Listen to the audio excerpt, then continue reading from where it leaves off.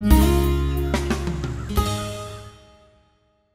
you remember way back in history? I'm talking to antiquity. We are talking really long time span ago that we remember. Can you remember when we used to listen to music on things like this, with these? Or how about the glory days when we would listen to music and it was so easy and light and portable to record music, and you would have magnetic tape and that would go on there, and it was just so convenient and light and easy to record music, and boy, man, that stuff sounded good. But actually, wait, I'll bet there are people in the crowd right now who are shaking their heads going, no, you know what? The glory days was when we had records. This was clearly much better than the trafe we have today. Oh, the advent of the compact disc. I remember getting my very first compact disc player, the CD player, and I remember listening to A/B comparisons from cassette tapes to the CD, and I could not believe all of the stuff that I had not heard before. The detail was amazing, and it only cost like $5 billion to get the CD player, but time moved on. Time marched on, and pretty soon you were able to put an actual CD burner in your computer. You could burn a CD like this in only 8 hours, and it would only cost you like $500. Time moves on. We don't really buy too many CDs as a society anymore. They're kind of a thing of the past.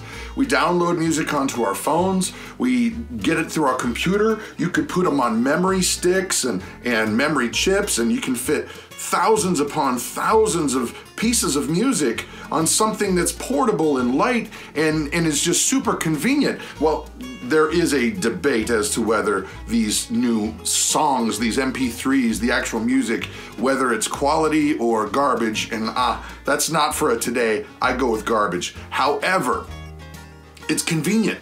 Time has moved on. We can now fit more music into a small spot. And so here's the thing that I was thinking about, guys, because right now you're probably going, why is he talking to me about recording technology and music? Well, that's not homesteading. Here's the thing. My dad actually just came up on a visit from Florida. He brought my brother, and they're moving. They're in a new stage of life, and he's kind of changing some things, and he doesn't necessarily have the room anymore for all the recording studio equipment that he has had in his former place. Well, the thing is that he knows that a lot of that equipment is stuff that I learned how to do, all this tech stuff that's provided for my family for decades. And so he didn't want to just sell it off for pennies on the dollar, knowing that it had nostalgia for me. And so he went through this incredibly pain in the butt situation to get this stuff to me, and I am extremely grateful. Thank you very much, Dad. Thank you very much, B. But as he was bringing this stuff in and we're loading the stuff into the house, I'm going down memory lane, and it starts to kind of occur to me that this is not just a homesteading message that you're getting ready to hear. It's not just a music message. It's a life message for everybody. And the scoop is this. Technology moves on. Things that were extremely awesome 10 years ago, 20 years ago, that literally changed the way we do things. Cell phones, computer recording, the internet. Think about that, guys. I mean, the internet's not that old. We're talking, I was in high school when it was kind of becoming a thing, right? Late in high school. And so technology moves on. And that drew my mind to, I mean, the technology is very easy to see, because if you look at a mixer like this, a digital, not even a digital mixer, see how fast I quickly forget, a mixer that used to record music on, like this one here, was $2,800 new. Now, if you can find one on Craigslist, they're less than 200, and they usually have lots of broken stuff, and they were replaced by computers a long time ago. Now, that brought my mind to the homesteading world. Because there's a lot of people that are out there in the self-reliant homesteading world that have kind of this chip on their shoulder that if it's not old, then you're doing it wrong.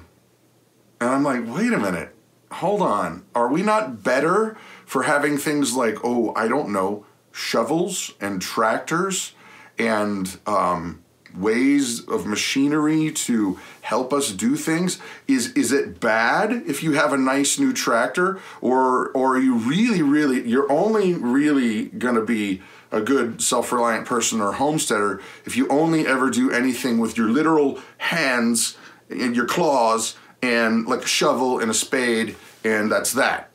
I mean, okay, here's a perfect example. I mean, clearly,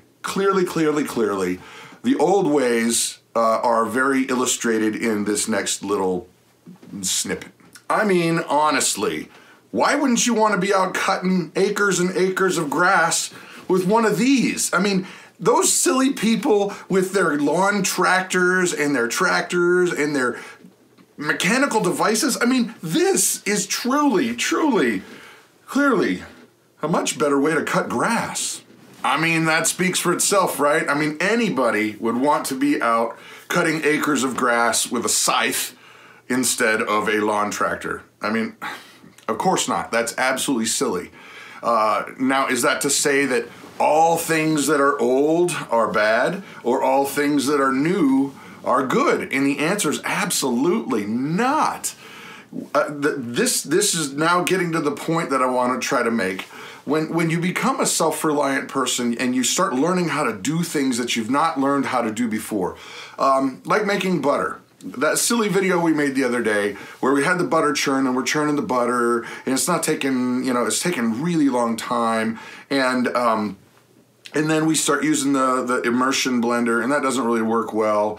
But we have in the past used our regular old blender or our regular old Bosch mixer that's like a food processor, and it makes the butter lickety-split, super-de-duper fast, no problems.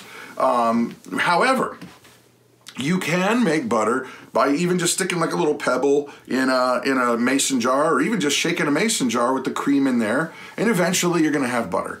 Now, is that to say that, the mason jar method is not good because we have a mixer? Or is it to say the mixer is bad because why would you do that when you have a mason jar?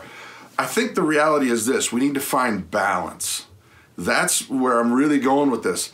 Because for somebody who might be, I guess you could use the word a little more traditional, where you're saying the old ways are the only ways. Well, really? You're watching this video on the internet, on a computer or a wireless device or an iPad or some sort of computer. Let that kind of just sink in. You're literally watching a video from a guy who made it yesterday in the center of Wisconsin, okay? The internet here is really bad. So just let that kind of just sink in. You're literally watching a video that was made by me in Wisconsin, and it was transmitted thousands of miles to you, and that's supposed to be bad or good? Well, it really depends on your perspective, I guess. And so, I guess the whole challenge would be, the thought I'm trying to communicate is, don't get hung up in the good, bad, old, young, new, this, that thing. Because to be honest, I think that there's good in the old and there's good in the new. We have to find that right blend. Now, for one last part of this conversation, I really do think that we are headed for a societal change that may make me eat every single word I just said. It may.